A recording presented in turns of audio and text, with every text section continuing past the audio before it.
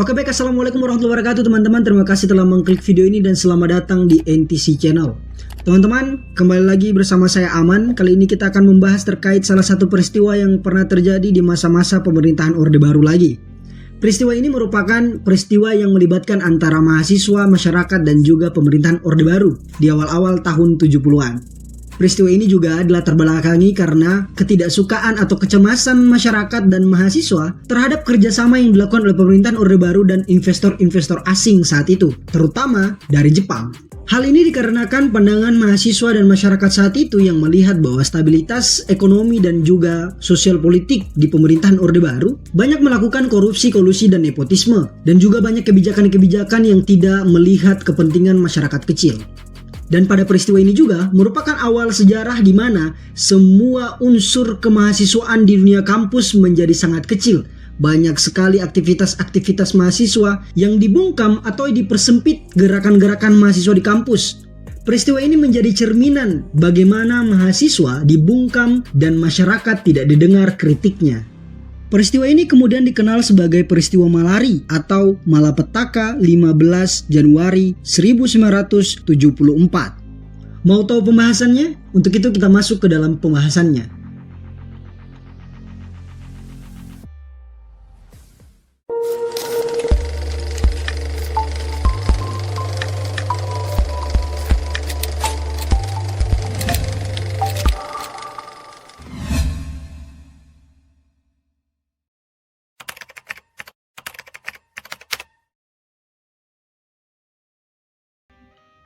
Peristiwa Malari merupakan salah satu momen penting dalam sejarah politik Indonesia di awal masa Orde Baru. Malari adalah singkatan dari Malapetaka 15 Januari yang mengacu pada kerusuhan besar yang terjadi pada tanggal 15 Januari tahun 1974 di Jakarta. Peristiwa ini tidak muncul secara tiba-tiba, melainkan merupakan hasil dari akumulasi berbagai ketegangan sosial, ekonomi, dan politik yang telah lama terjadi di bawah pemerintahan Presiden Soeharto. Setelah Presiden Soeharto mengambil alih kekuasaan dari Soekarno pada akhir tahun 1960-an, ia mulai menjalankan program pembangunan ekonomi nasional dengan fokus pada stabilitas dan pertumbuhan. Untuk mewujudkan hal itu, pemerintahan Orde Baru membuka pintu selebar-lebarnya bagi investasi asing, terutama dari negara-negara maju seperti Amerika Serikat dan Jepang. Jepang yang saat itu sedang mengalami kebangkitan ekonomi pasca Perang Dunia II menjadi investor terbesar di Indonesia. Perusahaan-perusahaan Jepang mulai masuk ke berbagai sektor strategis seperti otomotif, manufaktur, perbankan, dan infrastruktur. Namun ketergantungan terhadap modal asing khususnya Jepang menimbulkan kecemasan di kalangan mahasiswa, intelektual, dan sebagian masyarakat. Mereka melihat bahwa alih-alih membawa manfaat yang merata, investasi asing justru menyebabkan ketimpangan ekonomi, penggusuran warga, pengangguran terselubung, dan praktek kolusi antara pejabat dan pengusaha asing. Kritik mulai bermunculan terhadap apa yang mereka sebut sebagai bentuk penjajahan ekonomi gaya baru atau neo-kolonialisme. Kemarahan tersebut semakin membesar karena di saat yang sama, praktek korupsi di kalangan pejabat negara menjadi semakin terlihat. Tokoh-tokoh militer dan penguasa birokrasi mulai menumpuk kekayaan dan kekuasaan melalui hubungan dengan pengusaha, baik dalam negeri maupun luar negeri. Mahasiswa dan kalangan intelektual merasa bahwa semangat reformasi dan idealisme kemerdekaan telah diselewengkan demi kepentingan elit yang berkuasa. Ketegangan memuncak ketika Perdana Menteri Jepang Kakuei Tanaka dijadwalkan berkunjung ke Indonesia pada bulan Januari tahun 1974. Kunjungan ini dianggap sebagai simbol dari dominasi modal asing di Indonesia, khususnya dari Jepang. Para mahasiswa dari Universitas Indonesia, Universitas Trisakti, Universitas Atmajaya, dan kampus-kampus lainnya mulai menyuarakan protes mereka secara terbuka. Mereka menuntut pemerintah untuk menghentikan ketergantungan terhadap modal asing, dihapusnya praktek korupsi, kolusi, dan nepotisme, ditegakkannya keadilan sosial dan ekonomi untuk rakyat. Gerakan mahasiswa ini sebenarnya bukan hanya soal penolakan terhadap Jepang, tetapi merupakan ekspresi dari kekecewaan luas terhadap arah pembangunan Orde Baru yang dianggap tidak berpihak pada rakyat kecil, Maka, saat ribuan mahasiswa turun di jalanan menjelang kedatangan Tanaka, peristiwa tersebut menjadi momentum ledakan kemarahan yang sudah lama terpendam.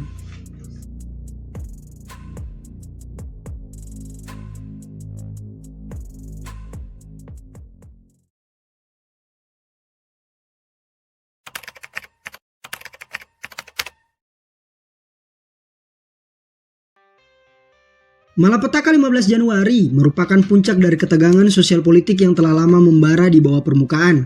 Seperti yang sudah dijelaskan sebelumnya, puncaknya terjadi pada hari Selasa tanggal 15 Januari tahun 1974 ketika ribuan mahasiswa turun ke jalan-jalan utama di Jakarta untuk menyuarakan protes terhadap pemerintahan Orde Baru, terutama kebijakan ekonomi yang membuka lebar keran investasi asing.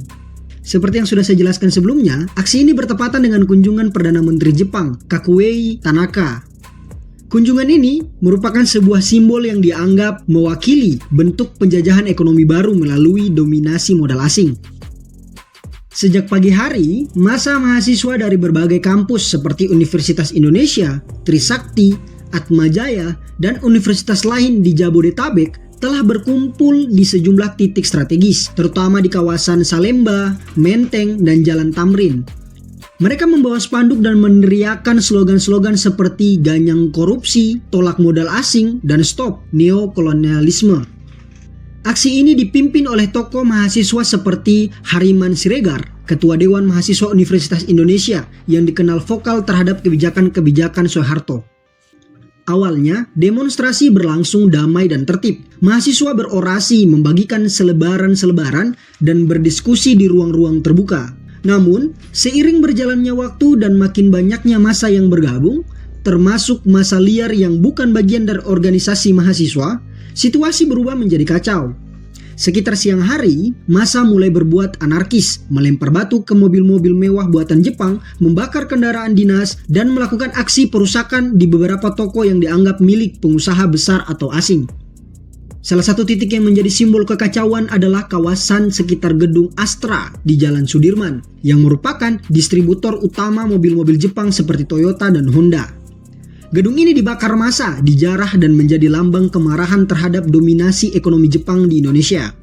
Selain itu, toko-toko milik etnis Tionghoa di kawasan Glodok dan sekitarnya menjadi sasaran penjarahan dan pembakaran. Kerusuhan menyebar cepat di berbagai sudut Jakarta dan berlangsung selama beberapa jam, bahkan hingga keesokan harinya di beberapa titik.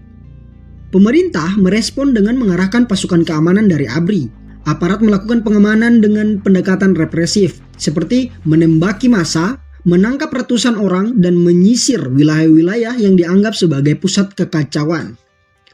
Suasana Jakarta menjadi mencekam, jalanan dipenuhi asap, suara tembakan, dan kerumunan yang panik. Pemerintah langsung menyatakan bahwa situasi telah ditunggangi oleh pihak-pihak tertentu yang ingin menggulingkan kekuasaan. Paksa kerusuhan, pemerintah menetapkan bahwa di balik aksi mahasiswa yang tampaknya spontan, ada gerakan politik yang lebih besar. Hariman Siregar ditangkap dan dijatuhi hukuman penjara selama beberapa tahun. Banyak aktivis mahasiswa lain dibungkam, dikriminalisasi, atau bahkan dimasukkan ke dalam daftar hitam.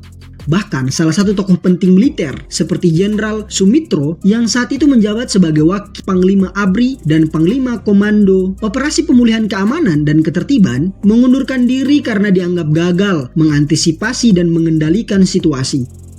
Lebih dalam lagi, para pengamat meyakini bahwa dalam peristiwa Malari terdapat intrik dan konflik internal di tubuh militer, khususnya antara kubu pro Soeharto dan kubu yang ingin mengkoreksi arah kebijakan Orde Baru itu. Peristiwa ini tidak hanya merupakan letupan sosial, tetapi juga mencerminkan kompleksitas politik dan kekuasaan pada masa transisi awal Orde Baru.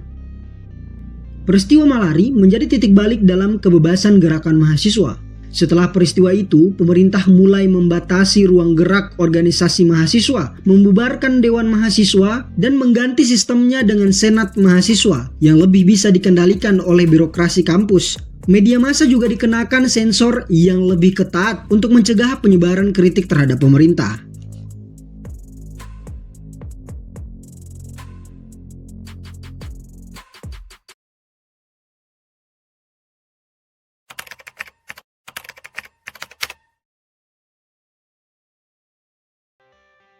Kerusuhan yang terjadi dalam peristiwa Malari tahun 1974 tidak hanya meninggalkan jejak kehancuran fisik di ibu kota, tetapi juga luka sosial dan politik yang mendalam.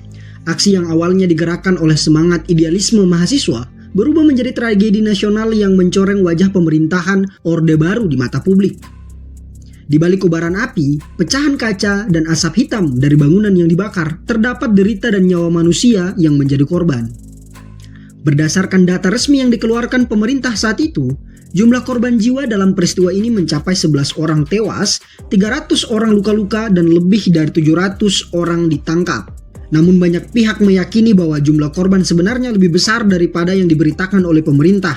Mengingat situasi kekacauan massal yang berlangsung selama 2 hari berturut-turut dan upaya sensor informasi oleh pemerintah terhadap media. Korban tewas terdiri dari berbagai latar belakang, ada dari mahasiswa, warga sipil yang tertangkap di tengah kerusuhan, hingga pelaku penjarahan yang menjadi sasaran tindakan represif aparat. Beberapa korban meninggal karena luka tembak, sementara lainnya karena terinjak-injak saat kerumunan massa panik dan terjebak dalam kebakaran. Rumah-rumah, toko, kendaraan, dan gedung perkantoran menjadi sasaran amukan massa. Menurut laporan Kompas, saat itu lebih dari 130 mobil dibakar, 64 bangunan rusak berat, dan tokoh-tokoh etnis Tionghoa mengalami kerugian besar akibat penjarahan. Selain korban fisik, ada pula korban dalam bentuk pembungkaman demokrasi dan kebebasan berpendapat. Setelah kerusuhan berhasil diredam, pemerintah melakukan tindakan tegas untuk mengontrol kembali situasi nasional dan mempersempit ruang gerak kritik terhadap kekuasaan. Beberapa langkah penyelesaian konflik yang dilakukan pemerintah, yaitu salah satunya pemerintah langsung menangkap sejumlah tokoh mahasiswa yang dianggap sebagai dalang intelektual kerusuhan. Seperti Hariman Siregar, Ketua Dewan Mahasiswa Universitas Indonesia itu ditangkap dan kemudian dijatuhi hukuman penjara. Selain itu, beberapa aktivis lainnya juga dijebloskan ke dalam penjara dan dilarang beraktivitas di ranah politik dan sosial. Peristiwa ini juga menyebabkan perubahan besar di tubuh militer. Jenderal Sumitro yang saat itu menjabat sebagai Panglima Kopkamtib dan Wakil Panglima ABRI dipaksa mengundurkan diri karena dianggap lalai dalam menjaga stabilitas negara.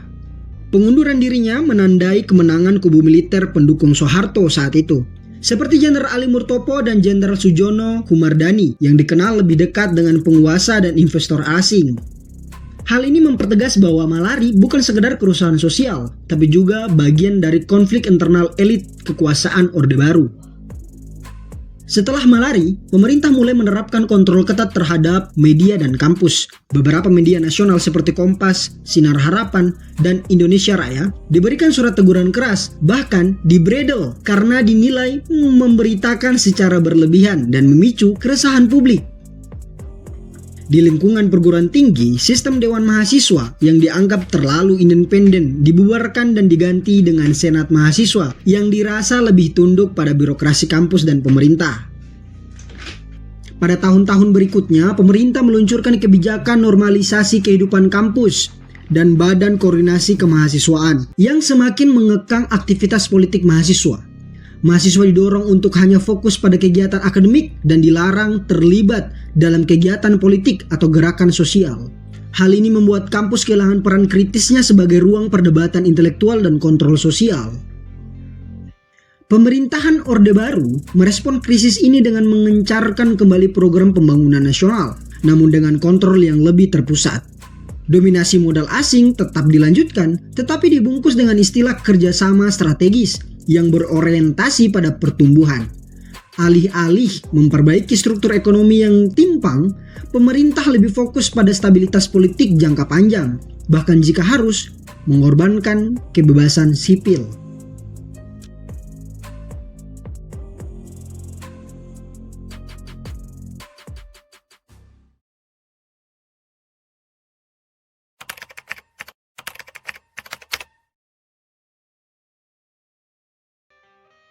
Peristiwa Malari adalah titik balik dalam sejarah Orde Baru yang menunjukkan bahwa meskipun pemerintah mampu menciptakan stabilitas ekonomi, mereka juga rentan terhadap gejolak sosial akibat ketimpangan dan pembungkaman suara rakyat. Peristiwa ini membuka mata banyak pihak bahwa pembangunan ekonomi tanpa keadilan sosial hanya akan menjadi bom waktu. Malari juga menjadi pelajaran pahit bahwa ketika idealisme dan protes tidak didengar, kekerasan dan kerusuhan bisa menjadi jalan pelampiasan. Dan mungkin itu saja teman-teman yang bisa saya sampaikan tentang peristiwa Malari yang terjadi di tahun 1974. Jika ada pendapat saya atau penyampaian saya yang kurang dalam wilayah referensi atau dalam peristiwa yang sebenarnya yang teman-teman lebih tahu daripada saya, teman-teman bisa komen di kolom komentar, kita akan berdiskusi di sana. Terima kasih telah menonton video ini dan sampai jumpa di konten selanjutnya.